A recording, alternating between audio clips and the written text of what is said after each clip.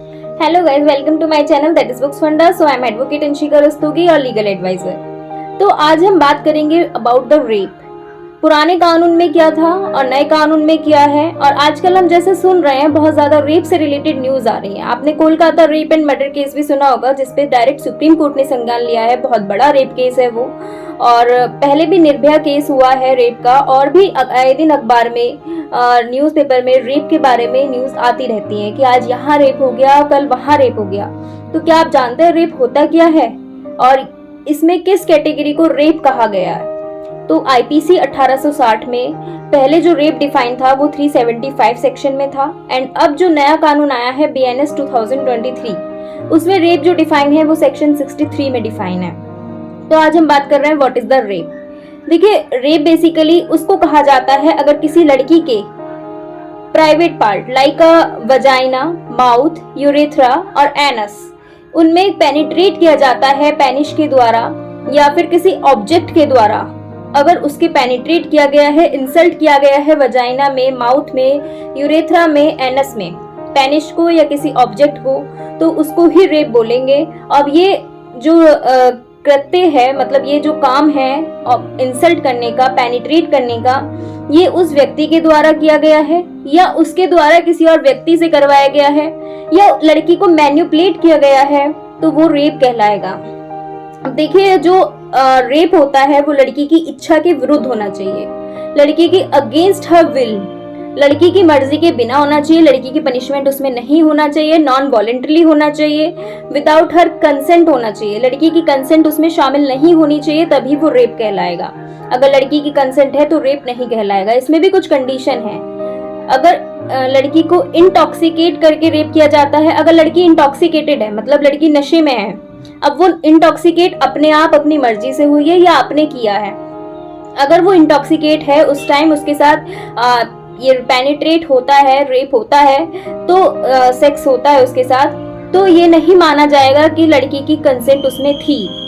माना यही जाएगा कि लड़की की कंसेंट उसमें नहीं थी। तो लड़की अगर नशे में है तो उसके साथ अगर ऐसा हुआ है तो माना यही जाएगा कि लड़की नशे में थी, उसकी कंसेंट नहीं थी, क्योंकि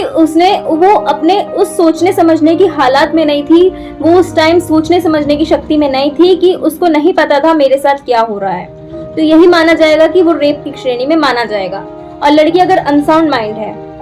तो वो अगर ऑब्जेक्शन लगाती है रेप का, उसके साथ अगर हुआ है, तो लड़की की माना जाएगा कि उसके साथ रेप हुआ है, क्योंकि वो अनसाउंड माइंड थी। और लड़की की उम्र अगर 18 वर्ष से कम है और लड़की के अगर उसमें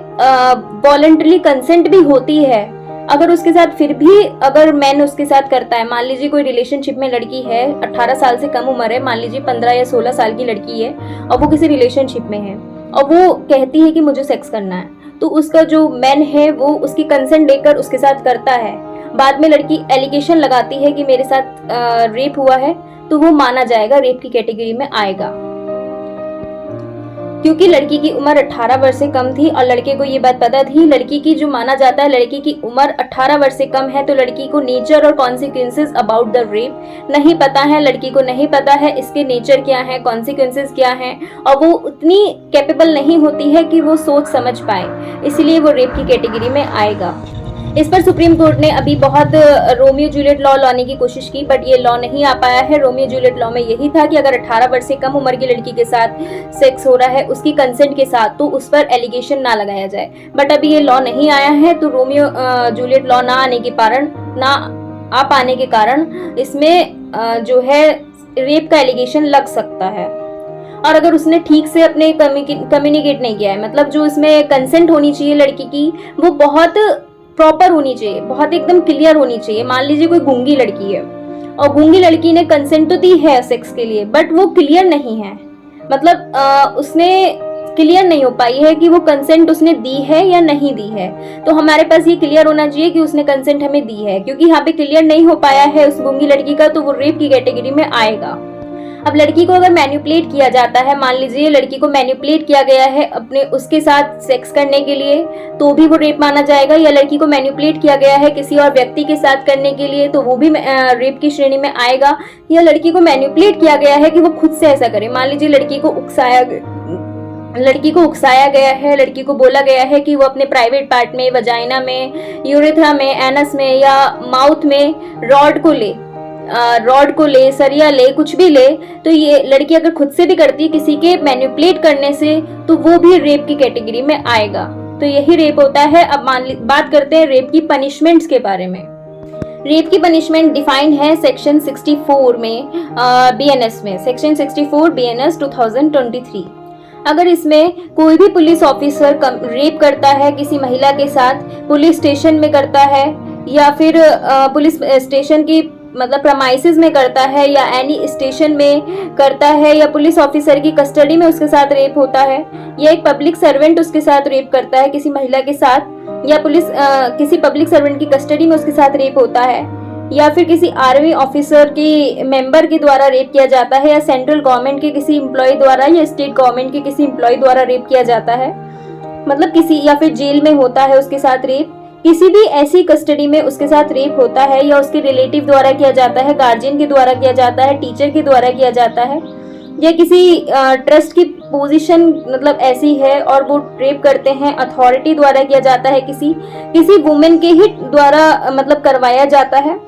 या उसके साथ किसी भी तरीके से अगर रेप होता है तो उसको रिगोरियस इम्प्रिजनमेंट दिया जाएगा, मतलब उससे पत्थर तोड़वाए जाएंगे, पत्थर तोड़ने की सजा उसको दी जाएगी, उसको कहते हैं रिगोरियस इम्प्रिजनमेंट। और उसको ज्यादा से ज्यादा 10 साल की सजा दी जाएगी, 10 साल से कम उसको सजा नहीं दी जाएगी, 10 साल की सजा दी जाएगी और ये एक्सटेंड हो सकती है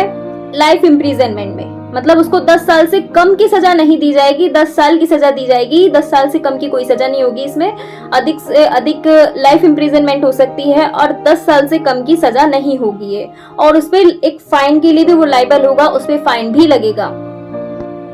कोई महिला अगर जो है प्रेग्नेंट हो जाती है या फिर खूब इनकेपेबल होती है अपनी कंसेंट देने में या वुमेन जो है मतलब सफरिंग कर रही है मेंटल और फिजिकल डिसेबिलिटी से या फिर उसको ग्रेवियसली हर्ट हुआ है, अगर वो रेप करने से उसकी डेथ हो जाती है या कुछ भी हो जाता है तो वो रेप की श्रेणी में आएगा, उसको कम से कम 10 साल की सजा और ज्यादा से ज्यादा लाइफ इम्प्रिजनमेंट दिया जाएगा और उसको रिगोरियस इम्प्रिजनमेंट दिया जाएगा, पत्थर तोड़ने की सजा, और उसमें उसको फाइन भी लायबल होगा, फाइन भी उस पर लगाया जाएगा जितना कोर्ट को लगता है। अब अगर किसी महिला की उम्र 16 साल से कम है और उसके साथ अगर रेप हुआ है तो उसके लिए पनिशमेंट होगी, उसको रिगोरियस इम्प्रिजनमेंट दिया जाएगा, उसको भी पत्थर तोड़ने की सजा दी जाएगी, बट उसको जो पनिशमेंट दी जाएगी वो 20 ईयर से कम नहीं होगी, मतलब उसको 20 साल की सजा दी जाएगी कम से कम, उसकी सजा 20 साल से कम नहीं होगी और उसको लाइफ इम्प्रिजनमेंट में बढ़ाया जा सकता है, मतलब कम से कम सजा होगी 20 साल की और अधिक से अधिक जो होगी वो लाइफ इम्प्रिजनमेंट की होगी और उसको डेथ में भी चेंज किया जा सकता है, उसको डेथ जो है मतलब नेचुरल लाइफ की डेथ तक भी इंक्रीज किया जा सकता है, उसको डेथ पेनल्टी में भी इंक्रीज किया जा सकता है और वो फाइन में भी लायबल होगा।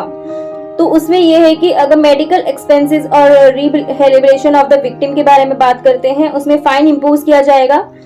देन उसमें commits rape on a women under 12 years of age shall be punished with rigorous imprisonment। अगर 12 साल से कम की लड़की है या 12 साल की लड़की है तो उसको रिगोरियस इम्प्रिजनमेंट दिया जाएगा, अगर उसके साथ रेप हुआ है तो रिगोरियस इम्प्रिजनमेंट वही पत्थर तोड़ने की सजा for a term which shall not be less than 20 years। तो उसकी जो पनिशमेंट होगी वो 20 साल से कम की नहीं होगी, 20 years, उसको 20 साल की कम से कम पनिशमेंट दी जाएगी विच में extend to imprisonment for life. वो लाइफ इम्प्रिजनमेंट में एक्सटेंड हो सकती है, मतलब अधिक से अधिक उसको उम्र कैद की सजा और कम से कम 20 साल की सजा, which shall mean imprisonment for the remainder of that person's natural life and with fine or with death। जो पनिशमेंट पर्सन की नेचुरल लाइफ तक होगी और उसको डेथ में भी एक्सटेंड किया जा सकता है, फांसी की सजा में, और उस पे फाइन भी इम्पोज किया जाएगा, provided that such fine shall be just and reasonable to meet the medical expenses and rehabilitation of the victim। जो फाइन इम्पोज किया जाएगा उसमें मेडिकल एक्सपेंसेस भी इंक्लूड होंगे विक्टिम के और विक्टिम के रिहेबिलिटेशन भी इंक्लूड होगा। Provided further that any fine imposed under the subsection shall be paid to the victim. जो भी फाइन दिया जाएगा वो विक्टिम द्वारा दिया जाएगा और इसी सेक्शन के तहत में, और ये पनिशमेंट पहले आईपीसी में 376 में गिवन थी, देन यहाँ पर 64 एंड 65 में गिवन है। Thank you so much guys for watching this video and So please subscribe my channel, like my videos and comments and share. Thank you.